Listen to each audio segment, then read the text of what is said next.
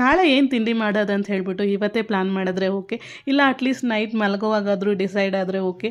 ಬೆಳಗ್ಗೆ ಎದ್ದು ಏನಪ್ಪ ತಿಂಡಿ ಮಾಡೋದು ಅಂತ ಯೋಚನೆ ಮಾಡ್ತಾನೆ ಟೈಮ್ ಆಗಿಬಿಡುತ್ತೆ. ಕೆಲವೊಮ್ಮೆ ಯೋಚನೆ ಮಾಡ್ತಾ ಮಾಡ್ತಾ ಹಾಗೆ ನಿದ್ದೆ ಮಾಡಿದ್ದು ಕೂಡ ಉಂಟು. ಎದ್ದು ನೋಡಿದ್ರೆ ಟೈಮ್ ಆಗಿರುತ್ತೆ. ನನಗೂ ಕೂಡ ಇವತ್ತು ಹಾಗೆ ಆಯಿತು.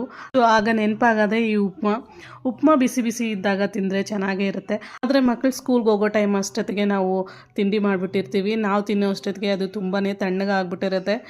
ಅವತ್ತಿನ ದಿವಸ ಅಂತೂ ನನಗೆ ಉಪವಾಸ ಅಂತಲೇ ಹೇಳ್ಬೋದು.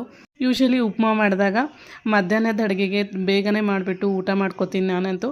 ಬಟ್ ಇವತ್ತು ಅಮಾವಾಸ್ಯೆ ಇದ್ದಿದ್ದರಿಂದ ಸ್ವಲ್ಪ ಪೂಜೆ ಮಾಡಿ ಆಮೇಲೆ ಅಡುಗೆ ಮಾಡಿದೆ.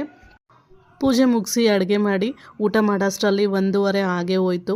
ಹಾಗಾಗಿ ಉಪ್ಮಾ ಮಾಡಿದ ದಿವಸ ಉಪವಾಸ ಅಂತಲೇ ಹೇಳ್ಬೋದು. ಇನ್ನು ನಮ್ಮ ಚಿರುಗೆ ಜ್ವರ ಬಂದಮೇಲೆ ಒಂದು ಸ್ವಲ್ಪ ಈ ಥರ ಬ್ಲಿಸ್ಟರ್ಸ್ ಆಗಿತ್ತು.